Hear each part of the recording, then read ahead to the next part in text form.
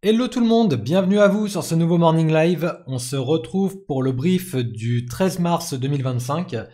Et du coup, on va regarder comme d'habitude le Nasdaq en détail, ce qu'il nous a fait hier et ce à quoi on peut s'attendre aujourd'hui. Donc avant de débuter, regardons rapidement le calendrier, donc calendrier macro. Hier, on avait le CPI, on en a parlé. Donc hier, CPI à 13h30. Le CPI est ressorti un petit peu au-dessus de ce à quoi moi je m'attendais, notamment par rapport à la data qu'on a dans Trueflation. Et donc il est sorti à 3,1%. Donc 3,1% qui est quand même 0,1% en dessous de ce qui était prévu. Donc ça nous amène quand même sur une publication qui reste entre guillemets positive pour le Nasdaq, positive pour les marchés, c'est-à-dire que l'inflation semble être en train de baisser, ce qui peut amener potentiellement la Fed la semaine prochaine à baisser ses taux directeurs.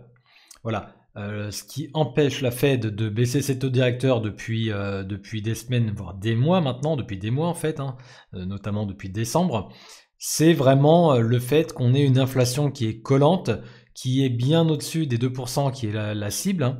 Et donc là, on voit qu'on commence à avoir un début de progrès au niveau de l'inflation. Donc voilà. Donc 0,1% en dessous de ce qui était attendu. Voyons tout de suite de quelle manière ça a été pricé par le Nasdaq notamment. Donc sur le Nasdaq, là on reprend le Nasdaq en 15 minutes. Si on regarde hier, donc au moment de l'inflation, donc à 13h30, exactement ici, voilà. 13h30, si on prend mon petit mètre, alors 13h15, 13h30. Ok, la publication nous a fait faire un bond en avant d'environ 1%, 0,97%. Ok, donc ce pump de 1%, il nous a amené où? Donc je le rappelle hors séance, une heure avant ouverture. Il nous a amené exactement, strictement, à écrire donc le plus haut. Pour information, je l'ai indiqué là, PDH, donc Previous Day High, c'est le plus haut de la journée d'hier, qu'on a fait donc du coup hors séance. Et ce plus haut, il est venu exactement au niveau de la borne médiane de mon Fair Value Gap 4 heures. Ok, on regardera un peu plus en détail, un petit peu plus en détail après.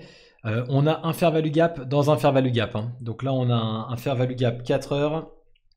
Si on regarde, si on se met peut-être en 1 heure, voilà, ça va être plus simple. Donc voilà, on a un gros Fair Value Gap Daily au nord, dans lequel on retrouve mon Fair Value Gap 4 heures. On est venu prendre, avec la publication, la borne médiane, le 50% de mon Fair Value Gap 4 heures, qui lui-même est dans le Fair Value Gap Daily. Et là, le prix a fait, s'est fait renvoyer. Donc là, on a pris un rejet au niveau du Fair Value Gap. Le Fair Value Gap a tenu. J'ai envie de vous dire, un peu comme tous les Fair Value Gap au nord depuis maintenant des semaines, il a tenu, il a fait le travail. Donc le prix a pump. On a retracé difficilement au début. On a consolidé un petit peu dans ce Fair Value Gap. Et puis on a retracé. On a retracé quasiment tout le mouvement. Là, on le voit bien. On est revenu tout en bas de mon mouvement. Donc on a retracé. Et là, en fait, on va en venir au fait très simplement que le Nasdaq travaille de manière technique. Hier, il a fait quoi? Il a travaillé de façon tout à fait technique. Il consolide. Là, on est en phase de consolidation. On l'a à l'écran. Ça crève les yeux. Donc là, on latéralise. Tout simplement, on consolide. Maintenant, ce qui est quand même important d'indiquer, c'est que le Previous Day High le Previous Day High de la journée de mardi, donc avant-hier, était là. Il est indiqué en vert sur mon graphique. C'est la borne basse de mon Fair Value Gap Daily. Ce Previous Day High, on l'a pris hier. Donc cette prise de liquidité, elle a été faite. On a pris le Previous Day High et mine de rien, ça vaut le coup d'en parler tout simplement parce que ça fait bien longtemps qu'on n'avait pas pris un Previous Day High. C'est-à-dire que quand on regarde mon graphique en 4 heures, on va le mettre à l'écran, voilà, comme ça. Pourquoi le prix est ici tout en bas? Pourquoi c'est un sapin de Noël et pourquoi je conserve tous ces points d'intérêt au nord et toutes ces zones de liquidité au nord, parce que c'est des zones que probablement un jour on va venir retravailler, qui vont réagir à ce moment-là, mais toutes ces zones de liquidité, on les a laissées derrière nous sur le Nasdaq. C'est-à-dire que là, on descend au sud violemment et on laisse énormément de liquidités derrière nous sans pour autant aller les retravailler donc jour après jour. Donc évidemment, tout ce qui est les previous day low, donc les plus bas des jours précédents, les previous Monday low, les liquidités, comment dire, les January low, donc les plus bas du mois de janvier, tout ça, tous les points d'intérêt au sud, on va les travailler, mais pour le moment, on est dans un canal baissier, donc tous les points d'intérêt au nord, on a tendance à les laisser derrière nous. Hier, on est venu prendre mon previous day high, et ça, mine de rien, ça vaut le coup de le noter. Ça vaut le coup de le noter parce que pour une fois, on a fait semblant, j'ai envie de dire, d'inverser la tendance. Voilà. Maintenant, on est très très loin d'être tiré d'affaire. Hein. Pourquoi? Parce que là, en fait, aujourd'hui, moi, à quoi je m'attends? Hier, on a eu une bonne publication, pas extraordinaire, mais une bonne publication. On a pris le previous day high. On a été prendre mes points d'intérêt au nord, donc... rappelons quand même que là, la borne 50% de mon fair value gap correspond également, c'est indiqué ici, au 50% Fibo weekly. D'accord? Là, le 50% qui est là sur mon graphe, c'est le 50% du mouvement weekly Fibo. Donc comment dire, niveau clé des retracements Fibo. Ces retracements Fibo qui correspondent, on trouve... qui ont tendance à converger avec pas mal d'autres niveaux. Sur ce même mouvement weekly, on a le 61.8 qui est là, qui est à peu près au niveau de la borne haute de mon fair value gap daily, dont on va parler un peu plus tard. Ok, donc là, ce qu'on a fait hier, Nasdaq, hier, ce qu'il y a à retenir, ce que je répète depuis maintenant une dizaine de jours, je pense, on est sur un Nasdaq qui, à mes yeux, à mon sens, est très très technique. Donc moi, pour le coup, il me régale. Hein. Je vous ai posté hier une session de scalping. En fait, pour tout vous dire, j'ai tendance à le trader environ 1 heure à 1 à 2 heures par jour en ce moment. Donc à l'ouverture. Hein. J'attends alors 14h30 maintenant, heure de Paris. 14h30 l'ouverture. Et là, je vous ai posté la session d'hier entre 14h30 et 15h30. Voilà, 36 trades, 200 € de gain environ. Et donc, c'est jamais facile de scalper. Maintenant, en dehors des publications, sur des heures d'ouverture comme ça, on est sur un Nasdaq qui a tendance à réagir de manière très technique. Il réagit très très techniquement sur les niveaux clés. Et ça, pour le coup, pour nous traders, en tout cas moi trader, scalper, c'est du pain béni. C'est du pain béni et on a tendance à le voir venir. Alors scalping, ça veut dire quoi? Je l'ai fait 36 trades en 1 heure, ça fait environ un trade toutes les 2 minutes, hein, c'est beaucoup. Ça veut dire qu'on fait beaucoup de trades. Évidemment, on va pas chercher à avoir 100% de réussite. Néanmoins, si on analyse un petit peu mes trades d'hier, on est sur 80% de réussite. Les pertes, dès que ça part en perte, hein, dès qu'on se loupe, on prend la perte immédiatement, on n'attend pas. C'est des trades que je garde environ... entre 2 et 10 secondes, hein, c'est des trades très courts, hein, c'est du scalping. Donc voilà, c'est vraiment aller prendre des réactions sur des niveaux techniques. Alors les niveaux techniques, ça veut dire que là, hier, au cours de la journée d'hier par exemple, qu'est-ce qu'on va faire? Voilà, 15h30 hier, on était ici. Hein. Par exemple, je vais prendre mon mouvement haussier ici en 15 minutes et retracer tous les fibos. Et là, on va voir qu'on a tendance à s'y appuyer constamment. Donc évidemment, aller prendre les allers-retours dans les fibos, et puis on pourra détailler, c'est pas l'objet là ce matin, mais on pourra détailler ça plus tard. Mais ça, c'est un indicateur parmi d'autres. Mais évidemment, on reprend les fibos du mouvement en cours sur les petites unités de temps. On va reprendre tous les points d'intérêt dont on parle le matin et qui sont sur des unités de temps bien plus élevées. On fait bien attention à ces points d'intérêt, on fait attention à toutes nos moyennes mobiles, les EMA, les SMA, de manière fractale sur toutes les unités de temps également. Bref, on pourra détailler ça un petit peu plus tard. Donc voilà, donc hier, ce qu'on a fait, c'est un très léger mouvement haussier, je dirais plutôt une latéralisation, mais haussière quand même, parce qu'on a été prendre le previous day high, qui nous a permis quoi? Qui nous permet de sortir de la borne basse de mon canal baissier. Donc pour rappel, hein, si on regarde en 4 heures comme ça, voilà, le Nasdaq depuis 3 semaines est dans un canal baissier. On était venu, donc on est venu là, on a eu un gros mouvement baissier, là, on va en parler dans quelques minutes. On était venu prendre la borne basse de mon canal baissier. Là, on a réussi à sortir, hein, on s'est extirpé pardon, de cette borne basse pour réintégrer la borne médiane du canal. Ok, si on regarde là en 1 heure, hein, ou on va même remettre en 15 minutes, mais on voit que cet énorme mouvement baissier qu'on a pris depuis le début de la semaine, bon, on va en parler dans 2 minutes, mais globalement, ce qu'on peut voir, c'est qu'on l'a retracé en partie. Donc ça, c'est plutôt intéressant. Et on a, dans le même temps, hein, latéralisé un petit peu, si je puis dire, pour venir réintégrer cette borne médiane de mon canal baissier. Ok, ce que nous a laissé le prix sur le gros mouvement baissier du début de semaine, c'est des fair value gap. Donc on a un fair value gap daily, un fair value gap 4 heures, on vient d'en parler. Ces fair value gap, ils font le travail. On est venu les travailler à plusieurs reprises. Là en 1 heure, vous voyez, hein, on a le corps des 2 bougies en 1 heure qui viennent exactement clôturer ou ouvrir sur la borne basse de mon fair value gap 4 heures. Donc ça fonctionne bien. On travaille le fair value gap une fois mardi. Là, on est venu hier mercredi travailler les fair value gap. Les niveaux qui fonctionnent le mieux sur les fair value gap, c'est les bornes 50%. Ça, on le voit beaucoup, hein, particulièrement sur le Nasdaq.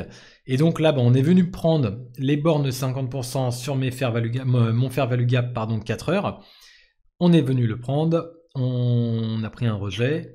Ensuite, on est venu, on a retracé et puis ensuite on consolide. Ok.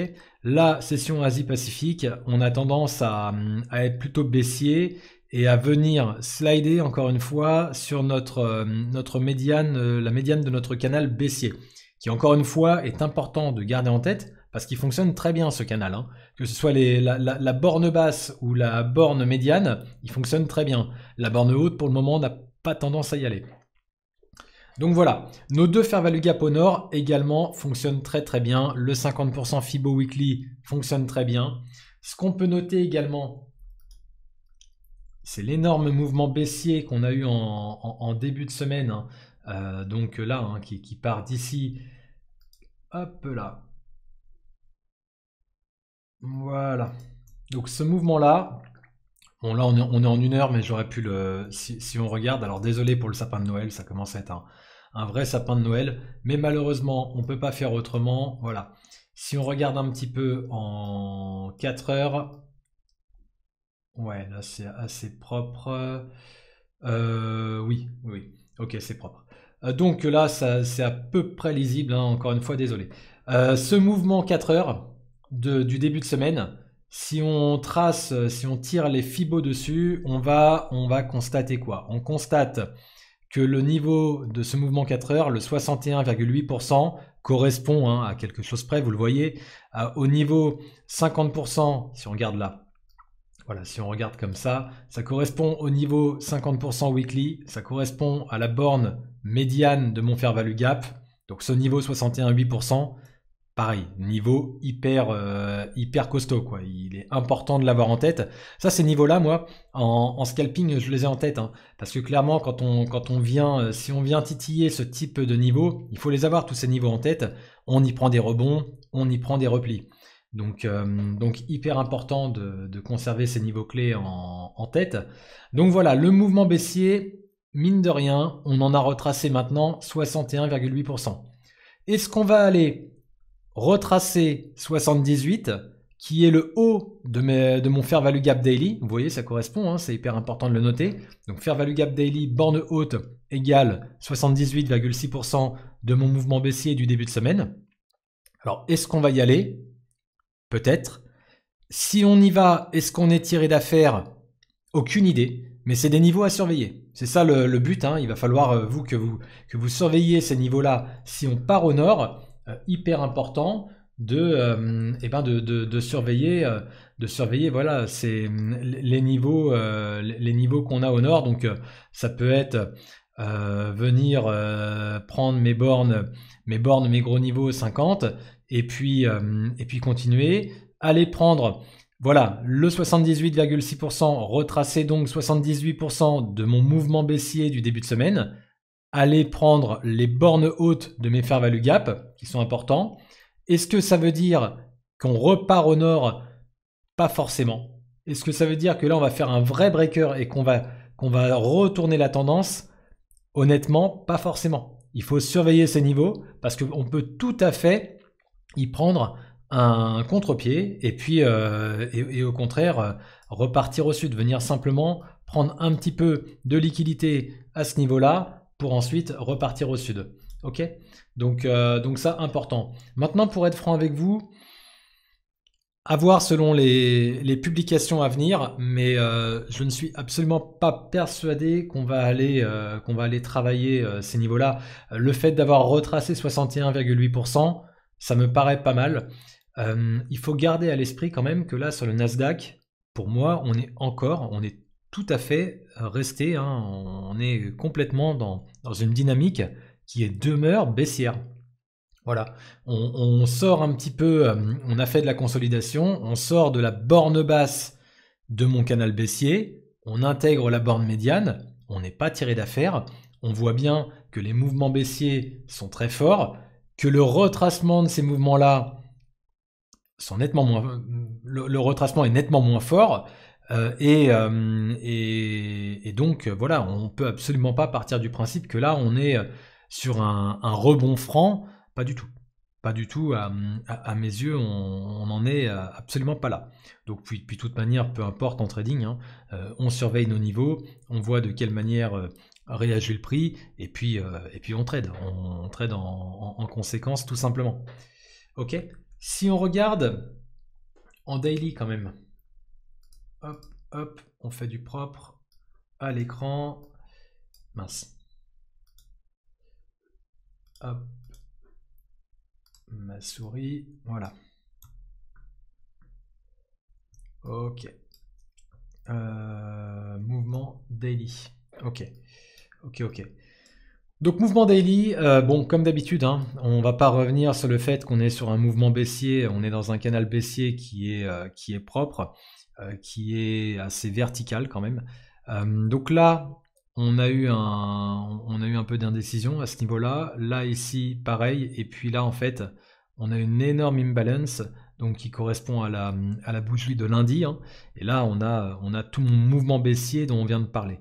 Donc là, gros mouvement baissier. Ce mouvement baissier, ce qui est intéressant de voir, c'est que là, ici, à ce niveau-là, je fais du propre sur les graphiques, on regardera à quoi ça correspond. Mais là, on a quand même une belle mèche là en vert qui nous indique qu'il y a de la force côté acheteur. Là, on a de l'absorption du prix quand même. Les vendeurs se font un peu absorber et on prend un rebond. On prend un rebond technique dans un premier temps, je dirais, qui nous permet, on vient de le voir, d'aller retracer 61,8%. Maintenant, est-ce que c'est franc? Ça n'a pas l'air particulièrement franc. Dans tous les cas, à quoi on peut s'attendre? Si vraiment on doit trouver un bottom ici, bon, moi je pense qu'on n'est pas sorti d'affaire. À minima, on va faire un W bottom, et parce qu'en fait, hein, il faut comprendre que sur le plan psycho des foules, après un tel mouvement baissier, là, il est difficile de retourner la dynamique. Il est très difficile. Donc, je dirais que les grosses mains là vont avoir besoin de confirmation avant de rentrer massivement pour dire bon bah ok, ça y est, le bain de sang c'est fini, on va pouvoir rentrer longue sur le Nasdaq et que ça reparte à la hausse, parce que clairement le Nasdaq là pour nous écrire, hein, pour retourner la tendance et nous écrire des belles bougies avec des longs corps comme ça, mais verts, clairement c'est des grosses mains dont il a besoin. C'est vraiment des investisseurs et c'est de la confiance en fait, hein, des investisseurs. Et on n'en est pas là. Je pense qu'on n'en est quand même pas là sur le Nasdaq, loin de là. Donc pour le moment, on est encore dans une dynamique qui reste baissière. Ce qu'on a, hein, tout à l'heure, on n'en a pas parlé, on a parlé d'hier, mais on a oublié de parler du calendrier de tout à l'heure. Donc à 13h30, heure de Paris encore une fois, donc 1 heure avant l'ouverture, après le CPI d'hier, on va avoir les prix à la production. Donc le PPI, on va avoir la publication du PPI à 13h30. Donc évidemment, 13h30, c'est le moment de ne surtout pas être en position, parce qu'un petit peu comme hier, vous l'avez vu, hier on a pris 1%, le prix a fait plus 1% et la pump. Là, ça peut être pareil. Honnêtement, j'ai pas de boule de cristal, mais je pense pas particulièrement qu'on prendrait plus 1% sur cette publication, mais peut-être plus 0,5 ou plus 0,7 ou l'inverse, selon qu'elle soit bonne ou mauvaise. On attend 0,3%. On avait donc comment dire, une baisse des prix à la production. Le précédent était à 0,4, on attend 0,3. Si la publication nous indique 0,2, effectivement, on aura probablement un pump. Si la publication nous indique 0,4, on va avoir un dump et on va aller visiter le sud. Donc voilà, donc à surveiller 13h30, prix à la production.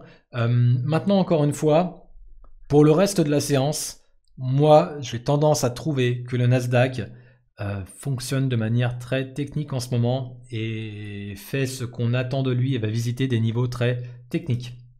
Donc revenons en 4 heures. Hop, voilà, voilà. Ok.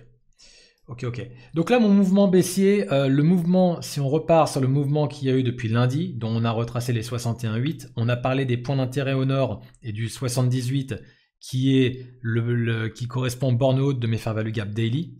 Donc ça, c'est des... Si on va travailler ces zones-là, attention, hein, c'est mine de rien, ça veut quand même dire qu'on est en train de casser des vraies résistances, parce que là, on a quand même des résistances qui sont importantes, hein. Il faut l'avoir en tête. Les deux fair value gap, le daily et le 4 heures qu'on a ici, avec le niveau 50% Fibo, avec mon 61,8 4 heures, avec mon 78,6 4 heures, on est quand même sur des niveaux, quand on arrive à ces niveaux-là de prix, on est sur des vraies résistances. Donc là, on peut s'attendre quand même à voir le prix se faire rejeter à ces niveaux-là. Ok ? Maintenant, en dessous, c'est pareil. En dessous, on a des vrais supports pour le coup. Donc là, l'extension, hein, le moins 23,6 de mon mouvement de lundi, correspond à quoi? Correspond, vous le voyez ici, là, les pointillés en bas. C'est le bas de mon fair value gap daily. Là, on a un gros fair value gap daily. Ça, c'est un très très gros support. Là, il nous a retenu le prix. Hein. Lundi, il nous a retenu le prix. C'est lui qui a fait le travail. On est revenu le visiter mardi. La borne haute, hein, du fair value gap. Pour le moment, on n'est pas encore rentré dedans. Est-ce qu'on va rentrer dedans? Aucune idée. Maintenant, là, on a un gros support et on a également la cible des vendeurs. La cible des vendeurs qui est le bas de ce fair value gap daily. Donc voilà, c'est important de l'avoir en tête. Dernier point. On parlait de liquidité prise au nord. Alors, on va nettoyer un petit peu parce que là, ça devient dur à lire sinon. Voilà. Donc on parlait de liquidité au nord, on a été prendre mon previous day high hier, ici. Par contre, on peut même regarder, on va regarder en 15 minutes. Voilà. Voilà, donc le previous day high ici, on a été le prendre hier. On a écrit un nouveau previous day high qui est ici au niveau de ma borne médiane de mon fair value gap. On verra si on va visiter ces niveaux-là. Maintenant, ça veut dire qu'on a laissé des previous day low. Ça, par contre, on n'a pas été les prendre. Ça fait un moment qu'on ne va pas les prendre. Enfin, ça fait un moment. Ça fait depuis mardi qu'on ne va pas les prendre. Donc, mon previous day low d'hier, on n'en est pas loin. Il est là. Donc, important à surveiller, hein, comme d'habitude. Hein. Donc, previous day low, venir prendre la liquidité ici, c'est certainement... pour le moment, on l'a laissé. Donc, niveau qu'on peut venir retravailler. On a le previous Monday low qui est un tout petit peu plus bas. Avant ensuite, en fait, je dis avant, mais c'est des niveaux très similaires. Donc là, ensuite, on arrive sur un niveau ici, là. On arrive sur un niveau de support. Donc c'est la borne haute de mon fair value gap daily qui correspond à mon 61,8 Fibo weekly, qui correspond également, vous voyez ici, à un previous day low, au previous day low de mardi. Voilà.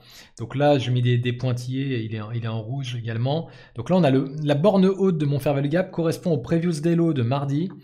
Et puis un petit peu en dessous, on a le previous day low de... Non, pardon. Là, je vous parlais du previous day low. C'est mardi? Oui, c'est mardi et... Ah oui, pardon, oui, ok. Donc Previous Day Low de mardi qui est là et mon Previous Monday Low qui est là. Donc on a Previous de Monday qui est là, le low de Monday qui est là, celui de mardi qui est là, et puis bah là du coup on a de la liquidité qui n'a pas été prise mais qu'on peut retirer. Voilà. Hop, je l'enlève de mon écran. Ok.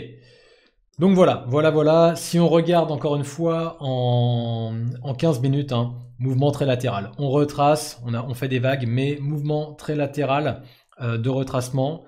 Donc là, qui nous indique tout simplement que on contracte quand même un minimum. Hein, on latéralise, on contracte un minimum. Je pense qu'on va avoir...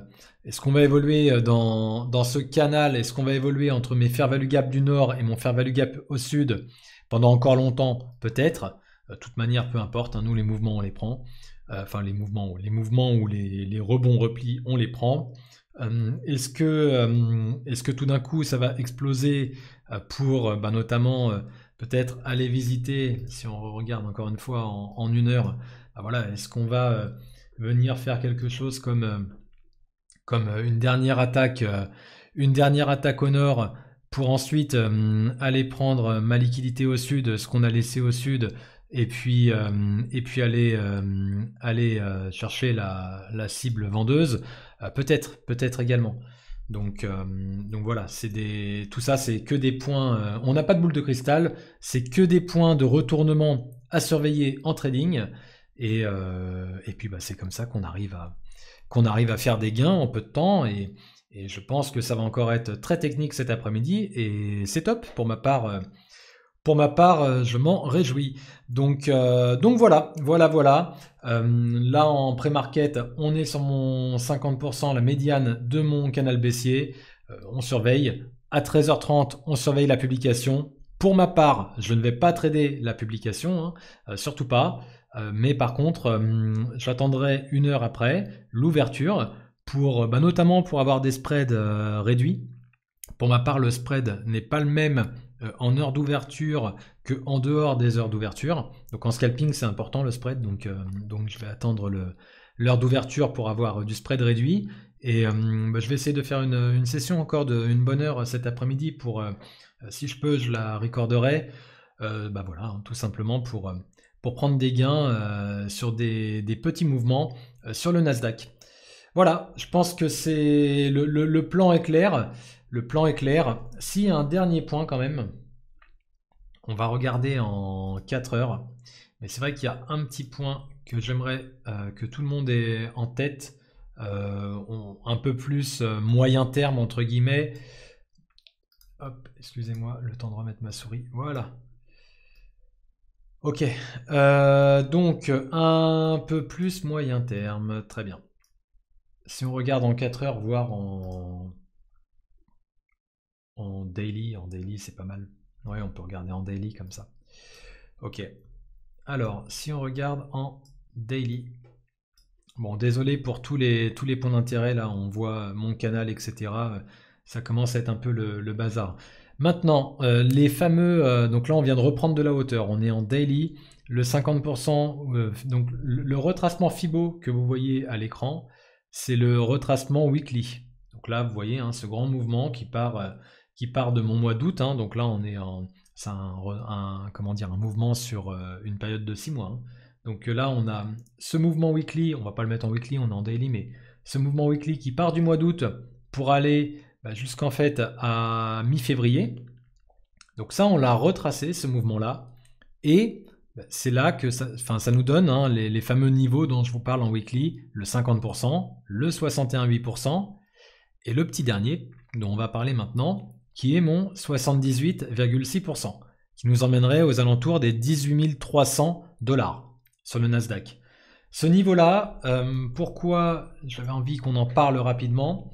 Parce que ce niveau-là, on anticipe un peu là, et c'est pas du tout le but hein, pour aujourd'hui, mais quand même c'est à avoir en tête. Regardez à quel point il a servi de support ici, là. C'est notre plus bas du 6 septembre 2024. Là, ici, là, il a servi de support. Il y a un gros niveau au-delà du Fibo, on est sur un gros niveau de liquidité. Donc, bon, bah, hyper important. Là, on a mon gros fair value gap daily qui, pour le moment, nous supporte le prix. Si on le casse, ce fair value gap daily, on n'en est pas là. Hein. Je pense même pas, même si je n'ai pas de boule de cristal et je ne sais pas ce qui va se passer aujourd'hui, mais ça m'étonnerait qu'on le casse aujourd'hui. Ça me paraît beaucoup. Mais bref, si on arrive à casser ce fair value gap daily, ensuite, bah, on va commencer à étendre un petit peu mon canal d'ailleurs, parce que je ne l'ai pas vu jusque-là pour le moment, mais bon, ce sera pour demain. Mais disons qu'ensuite, bah voilà, hein, le 78 qui est là, ça va être un gros niveau clé à surveiller, quoi. Les 18 311, c'est un niveau qu'on pourrait aller visiter. Donc voilà, techniquement, c'est un niveau à avoir en tête. Il faut s'y préparer. Maintenant, voilà, c'est un niveau comme un autre. Hein. Encore une fois, on est là pour se préparer. On a aussi retracé les 61.8 weekly. Rien ne m'indique que là, on va pas consolider un petit peu, le temps de récupérer effectivement de la confiance, casser mon canal baissier, et pourquoi pas trouver un bottom ici, écrire nos W bottom, et repartir vers le nord, retracer ce mouvement-là. On verra bien. Le tout étant d'être préparé. Écoutez, s'il y a des points que j'ai potentiellement oubliés, des points que je n'aurais pas vus, que vous avez en tête, qui peuvent m'aider, qui peuvent vous aider, n'hésitez pas à me les indiquer s'il vous plaît dans les commentaires. Si vous avez des questions, si ma manière de fonctionner ne vous paraît pas claire, et si vous voulez avoir un peu plus de détails, bah, peu importe en fait, hein, sur ma façon de regarder le marché, sur ma façon d'utiliser certains indicateurs, d'utiliser les niveaux FIBO, d'utiliser tout ce qui a rapport avec ICT, donc BPR, Fair Value Gap, etc. etc. N'hésitez pas à poser des questions et du coup, je n'hésiterai pas, moi pour ma part, à y répondre et à traiter les points dans les prochaines vidéos. Écoutez, non, je pense avoir fait le tour. Je pense que du coup, on est prêt pour attaquer la session de cet après-midi. Donc, je vais vous souhaiter une très bonne journée, un bon trading, soyez bien prudents. Et puis, voilà, je vous dis à demain.